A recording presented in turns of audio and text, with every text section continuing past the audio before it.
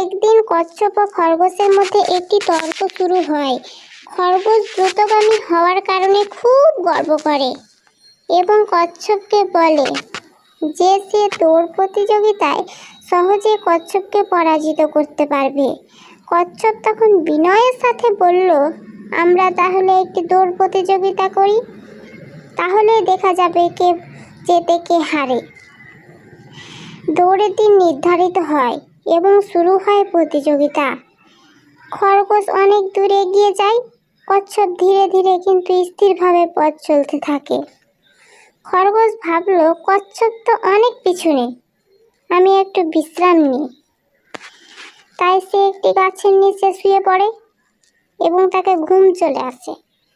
কচ্ছপ ধীরে ধীরে নিরলসভাবে এগিয়ে যেতে থাকে আর এইদিকে খরগোশ ঘুমোতে থাকে। তার ঘুম কোনো মতে ভাঙতে থাকে না। কচ্ছপ ধীরে ধীরে এগিয়ে যায়, খরগোশ ঘুমোতে থাকে। এক সময় খরগোশের হঠাৎ করে ঘুম ভেঙে ওঠে। তখন কচ্ছপ প্রায় গন্তব্যস্থলে পৌঁছে গেছে। যখন সে জানতে পারল যে কচ্ছপ তার গন্তব্যস্থলে পৌঁছে গেছে, তখন সে তার সর্বোচ্চ শক্তি দিয়ে দৌড়াতে থাকে। কিন্তু শেষের ফল কি হয়? খরগোশ তার আপ্রাণ চেষ্টাতে দৌড়াতে থাকলেও খরগোশ পিছনেই পড়ে থেকে গেল। কচ্ছপ ঠিক এগিয়ে গেল।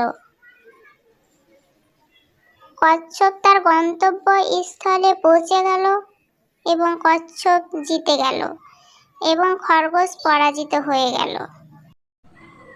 এই গল্পটি আমাদের শেখায় যে ধৈর্য এবং স্থিরতা দিয়ে আমরা অনেক সময় গতি ও আত্মবিশ্বাসকে পরাজিত করতে পারি। ধন্যবাদ।